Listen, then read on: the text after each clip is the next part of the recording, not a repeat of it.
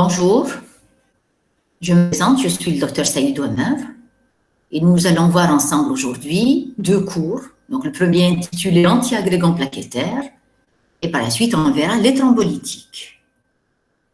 Commençons par les antiagrégants plaquettaires. Il s'agit de molécules qui inhibent les fonctions plaquettaires. Ils inhibent par conséquent la formation du thrombus et ce, dans la circulation artérielle. Sachez que les antiagrégants plaquettaires ne sont pas efficaces sur la circulation veineuse. Les antiagrégants plaquettaires sont efficaces dans la prévention essentiellement secondaire des affections thromboemboliques artérielles, qu'elles soient cardiovasculaires ou cérébrovasculaires d'origine athéromateuse. La maladie athéromateuse est une pathologie très fréquente, donc pouvant affecter l'ensemble de l'arbre artériel et dont la morbidité et la mortalité sont élevées.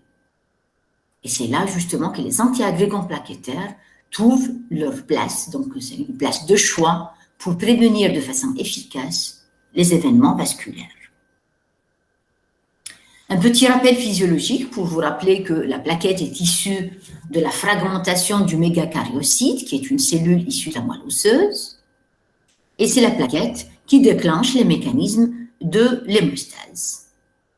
Les mécanismes d'activation plaquettaire passent par trois phases: l'adhésion, l'activation et sécrétion du thromboxane A2 et de l'adénosine diphosphate, et la troisième phase, c'est l'agrégation des plaquettes.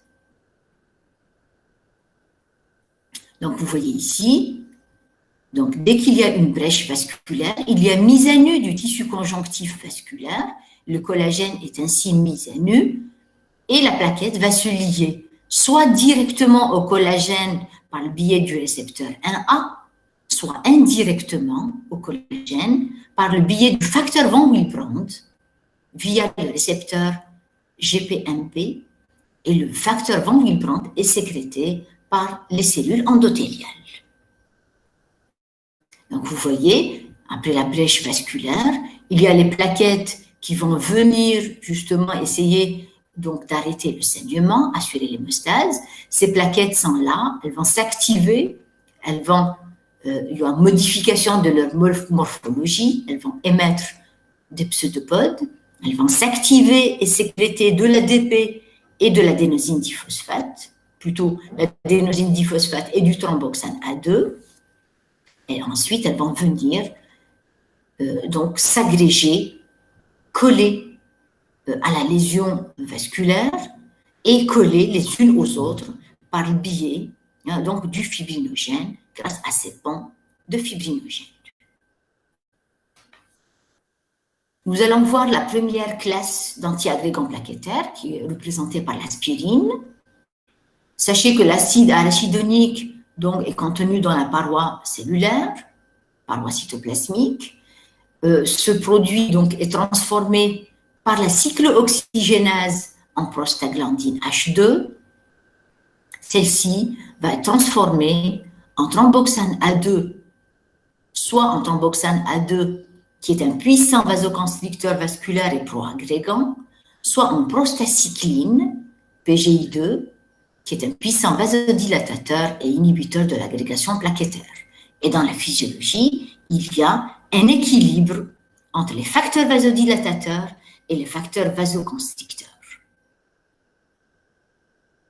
Comment agit l'aspirine? Elle agit sur, justement, cette enzyme, sur la cyclooxygénase. Donc, l'aspirine induit une inhibition irréversible de la cyclooxygénase de type 1 par acétylation. Et donc, s'il y a acétylation de la cyclooxygénase de type 1, celle-ci ne peut plus être produite par la plaquette vu qu'elle n'a pas de noyau, il n'y a pas d'ADN. Et donc, durant tout le reste de sa vie, qui est d'environ 7 jours en moyenne, elle ne pourra plus avoir de la cyclooxygénase, elle ne pourra plus produire du thromboxane A2, et de cette façon, il y aura une inhibition de la synthèse du thromboxane A2, qui est une voie, une parmi d'autres, des voies d'agrégation plaquettaire. Donc, vous voyez, l'aspirine inhibe le thromboxane, plutôt la cyclooxygénase 1, qui ne peut plus fabriquer le thromboxane A2. Donc, il y a une voie de l'agrégation plaquettaire qui sera inhibée. Les effets indésirables de l'aspirine sont d'ordre gastro-intestinaux,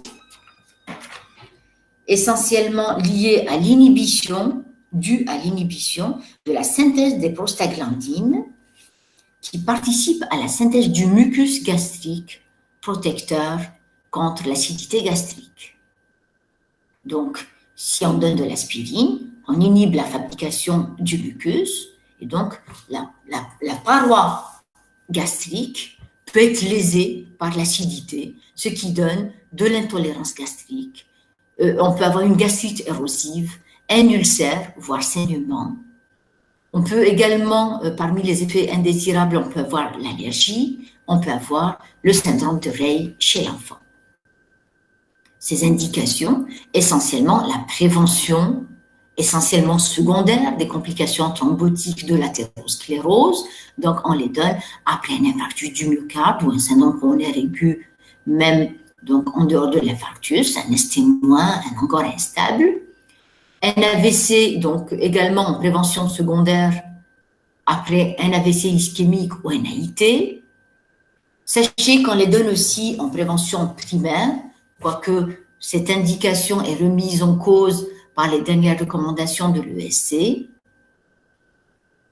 2018, et donc pour la prévention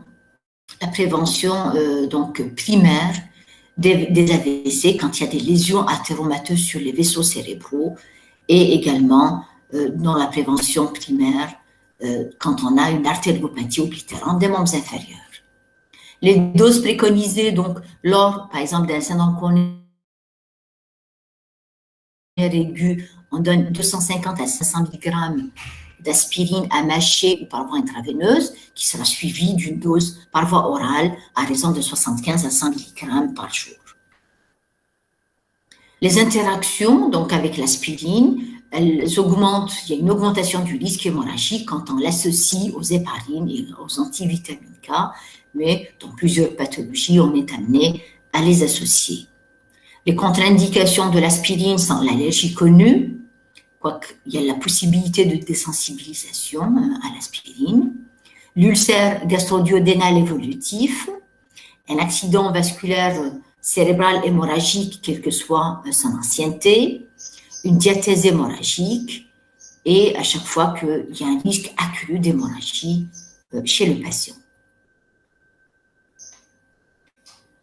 Nous passons à la deuxième classe d'anti-agrégants plaquettaires qui sont représentés par les inhibiteurs de la voie de l'ADP. Donc, nous avons vu la voie du thromboxane A2, nous passons aux inhibiteurs de la voie de l'ADP. Et ici, donc, vous imaginez qu'on peut agir à différents niveaux. On peut inhiber la synthèse de l'ADP et on peut inhiber la fixation de l'ADP à son récepteur P2Y12. Les médicaments disponibles, nous avons les inhibiteurs des phosphodieestérases. C'est représenté par le dipyridamol, qui inhibe la production de l'ADP par les plaquettes, qui est peu efficace, donc très peu, il n'est plus utilisé du tout en ce moment. Nous avons les thiénopyridines, représentés par la ticlopidine, le clopidogrel et le prasugrel.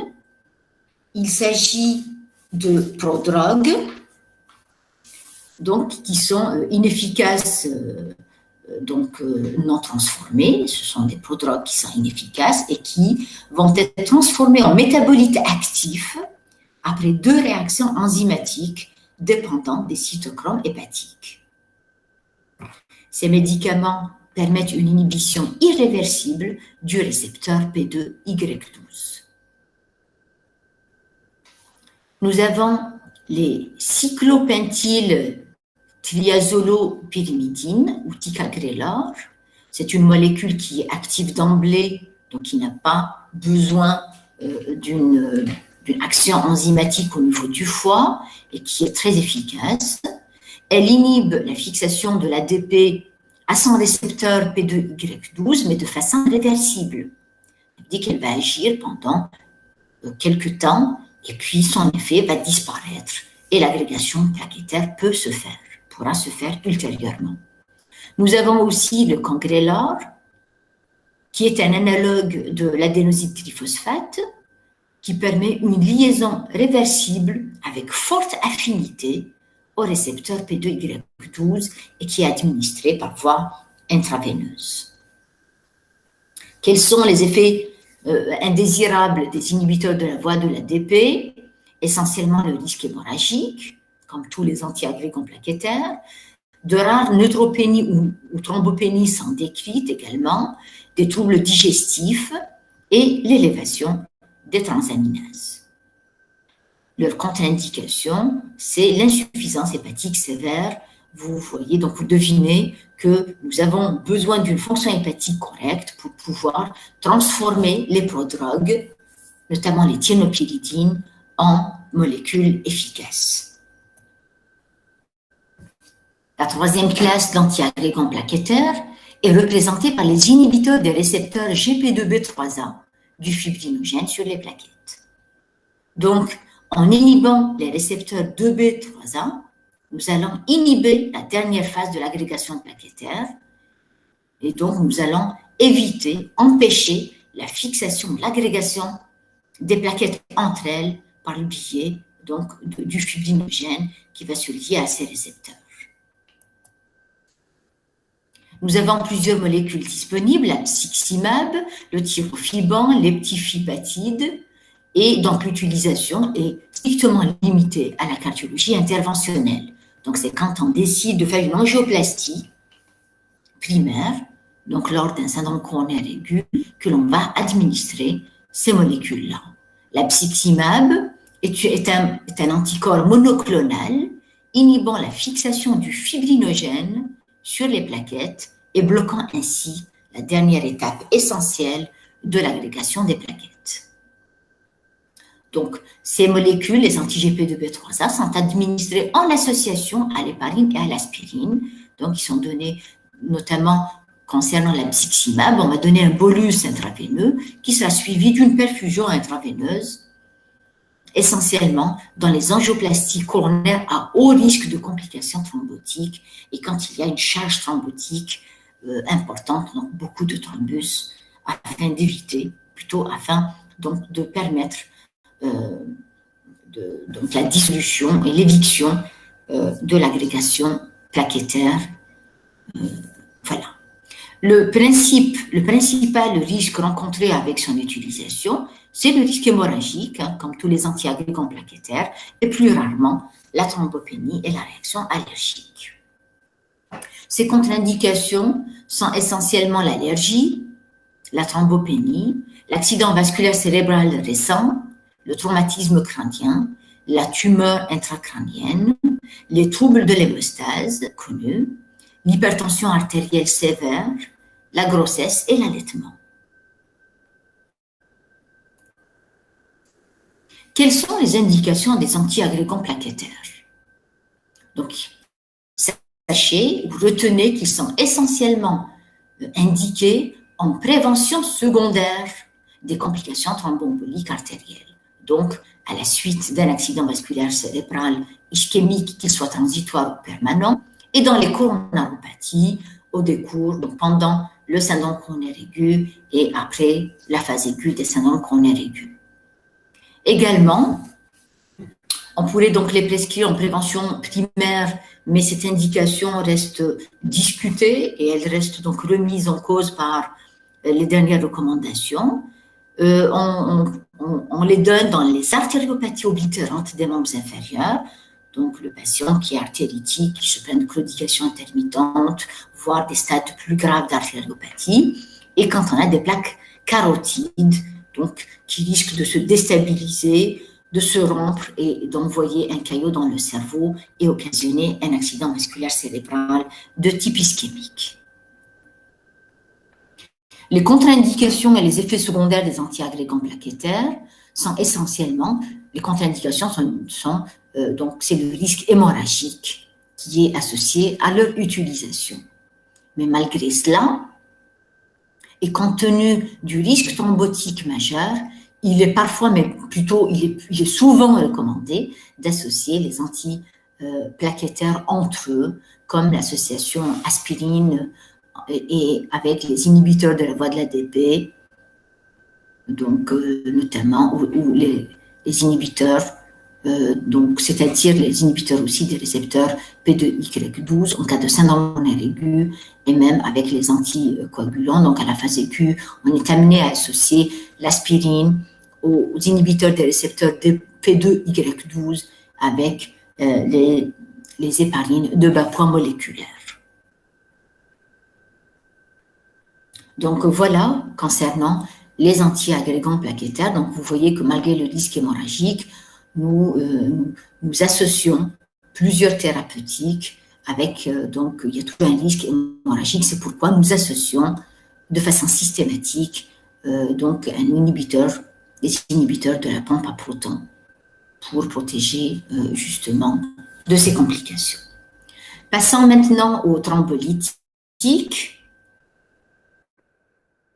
Donc, comme on l'avait dit au départ, dès qu'il y avait une brèche vasculaire, il y avait toute la cascade de l'hémostase primaire et de la coagulation qui est enclenchée. Et donc, pour arrêter le saignement, et une fois la cicatrisation terminée, nous n'avons plus besoin de ce caillot, et donc il faudra que le caillot se désagrège pour reperméabiliser ce vaisseau. Et donc, dans la physiologie, nous avons les cellules endothéliales qui sont intactes vont libérer un activateur tissulaire du plasminogène, le TPA, qui va activer la fibrinolyse. Donc, comme vous voyez sur ce schéma, donc le TPA, qui est produit par la cellule endothéliale, va permettre la transformation du plasminogène en plasmine, laquelle transforme la fibrine en produit de dégradation de la fibrine, donc elle va casser les mailles de la fibrine et donc permettre la dissolution du caillot. Les thrombolytiques sont des médicaments qui sont capables de lyser un caillot constitué, et ce, plus rapidement que la thrombolyse physiologique. La fibrinolyse physiologique, elle a lieu, mais souvent, elle survient en retard, et donc nous voulons donc donner des médicaments qui vont lyser le caillot rapidement pour limiter la taille de l'infarctus, par exemple, dans le syndrome coronaire aigu avec sus-décalage du segment ST. Leur mode d'action, c'est le même, donc c'est l'activation du plasminogène en plasmine et la plasmine qui va lyser le caillot en détruisant la fibrine. Quelles sont les caractéristiques du thrombolytique idéal? Donc, le thrombolytique idéal est un médicament qui va agir rapidement et ainsi va permettre une reperfusion rapide de l'organe ischémique. Le thrombolytique idéal s'administre en bolus, donc facile d'administration, et qui est intéressant à utiliser dans la thrombolyse préhospitalière. Le thrombolytique idéal a une spécificité pour la fibrine, donc il va uniquement dégrader la fibrine sans toucher à d'autres molécules, notamment le fibrinogène. Il aura aussi une faible incidence hémorragique, c'est important. Le thrombolytique idéal serait celui qui n'a pas d'antigénicité et qui ne va pas susciter la fabrication d'anticorps, comme c'est le cas de la streptokinase, qui va générer la fabrication d'anticorps, et lors d'une utilisation ultérieure, surtout si elle est donc précoce, donc inférieure à 6 mois, on peut avoir une réaction allergique importante, et c'est pourquoi on va l'associer aux corticoïdes et aux antihistaminiques. Et enfin, il devrait avoir un coût raisonnable et donc d'utilisation assez aisée. Donc voilà, c'est thrombolytique, le thrombolytique surtout donc dans sa forme en bolus, va être utilisé donc pour la thrombolyse préhospitalière. Il va faciliter la tâche aux médecins du SAMU pour réaliser la thrombolyse préhospitalière et à l'hôpital donc réaliser une thrombolyse hospitalière avec le moins d'effets secondaires et le plus de facilité d'utilisation. Les indications des thrombolytiques est triple. Nous avons le syndrome coronaire aigu ST+, donc quand on a un sus-décalage du segment ST avec donc lésion sous-épicardique. Donc, il faudrait que le syndrome coronaire aigu soit lié à une rupture d'une plaque athéromateuse et non pas d'une autre étiologie. Donc, si le syndrome coronaire aigu est dû, par exemple, à une migration d'une végétation, à une migration d'une tumeur, d'un myxome de l'oreillette gauche, par exemple, si c'est lié à un spasme prolongé, dans ces cas-là, le thrombolytique ne va pas être efficace. Donc, il faudrait que ce soit une rupture de plaque athéromateuse. Et bien entendu, il faudra thromboliser le plus tôt possible. Bon, ici, on a mis moins de 12 heures, mais idéalement, c'est moins de 6 heures, voire carrément moins de 3 heures. L'embolie pulmonaire massive. Donc, quand l'embolie est mal tolérée, avec donc un état de choc, hypotension, tachycardie, etc., donc nous allons thromboliser le patient à condition que le thrombus soit d'origine fibrino-chlorique aussi. Donc, il est formé, c'est un caillot de sang formé dans la circulation veineuse ou dans le cœur droit et qui va emboliser dans les poumons. Bien sûr, le protocole d'administration est différent. Donc, on donne un bolus suivi d'une perfusion de plusieurs heures, donc de 12 heures, voire plus, en fonction du thrombolytique en question. La troisième indication est donc l'AVC ischémique. Donc, l'AVC ischémique, donc il y a un thrombus qui a migré et qui a bouché une artère du cerveau. Et on va essayer donc de dissoudre ce thrombus avec les thrombolytiques afin de permettre une récupération rapide. Je pense qu'on l'utilise dans le protocole utilisé à Mustapha, on fait la thrombolyse à condition que l'AVC dure depuis moins de 3 heures. Bien sûr, il faudra d'abord éliminer les contre-indications avant d'administrer le thrombolytique. Il y a des contre-indications absolues et des contre-indications relatives. Les contre-indications absolues vont nous empêcher, contre-indiquer l'administration du thrombolytique. Il s'agit de la diathèse hémorragique connue, de la dissection de l'aorte, de l'accident vasculaire cérébral hémorragique ou de nature inconnue, quelle que soit son ancienneté, d'un AVC ischémique dans les 6 mois précédents, les lésions du système nerveux central, que ce soit une tumeur ou un anévrisme ou une malformation vasculaire, la chirurgie intracrânienne ou rachidienne, la rétinopathie hémorragique, le traumatisme sévère datant de moins de 10 jours, un massage cardiaque externe traumatique donc prolongé, une intervention chirurgicale récente, voire accouchement de moins de 6 semaines, la ponction récente d'un vaisseau non compressible datant de moins de 14 jours, un ulcère digestif évolutif, des varices œsophagiennes et une hypertension artérielle sévère non contrôlée par un traitement médical, à savoir une systolique dépassant les 200 et une diastolique dépassant les 110 mm de mercure. Quant aux contre-indications relatives, elles sont représentées par l'endocardite infectieuse. Il y a la péricardite avec un risque de transformation hémorragique de l'épanchement, la présence d'un anévrisme artériel ou malformation artério-veineuse, les hépatopathies sévères, les néoplasies majorant le risque hémorragique, donc tout dépend du type de néoplasie. Par exemple, s'il s'agit d'une néoplasie cutanée, ceci ne contre-indique en rien la thrombolyse, mais si la néoplasie siège au niveau cérébral ou abdominal ou autre, avec un risque hémorragique accru, donc ça va constituer une contre-indication à celle-ci. La grossesse et enfin un traitement anticoagulant au long cours, si le patient est notamment sous antivitamine K avec un TP inférieur à 40, cela pourrait contre-indiquer la thrombolyse. Quels sont les thrombolytiques disponibles sur le marché? Donc, nous avons quelques molécules, l'altéplase ou actylyse, que nous utilisons fréquemment donc, pour thrombolyser lors d'un syndrome pulmonaire aigu ST+, ténectéplase ou métallyse en bolus, très intéressante pour réaliser la thrombolyse extra-hospitalière, réalisée par le SAMU, donc à domicile même du patient. Le rétéplase ou rapilysine qui est disponible aussi en bolus. Nous avons la streptokinase qui est la plus ancienne des molécules, donc commercialisée sous le nom de Streplase, et nous avons l'urokinase ou RTPA, c'est Lactosolv.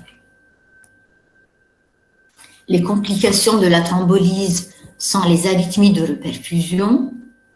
Donc, quand il y a une nécrose tissulaire, il y a libération des radicaux libres intracellulaires dans la circulation, et quand on reperfuse, ces radicaux libres sont relargués dans la circulation systémique à l'origine d'arythmie de reperfusion. Donc, c'est un signe en faveur d'une réussite de l'ouverture de l'artère occluse, d'une recanalisation de l'artère occluse. Nous avons aussi comme complication les hémorragies, qui vont, en fonction de leur sévérité, qui peuvent donc nous amener à arrêter le traitement thrombolytique et à l'administration d'un antidote, la protinine. On peut aussi associer l'acide aminocaproïque. On pourrait également neutraliser l'effet de l'héparine par son antidote, la protamine. Et dans certains cas, on est carrément amené donc, à corriger les déficits par des transfusions, notamment de fibrinogènes, de plasma frais congelé et de culoglobulaires. Et enfin, nous avons comme complication aussi l'allergie qui est fréquente avec la streptokinase qui a donc un effet antigénique. Donc voilà, je vous remercie pour votre attention. J'espère que le cours a été assez clair et digeste. Bonne chance.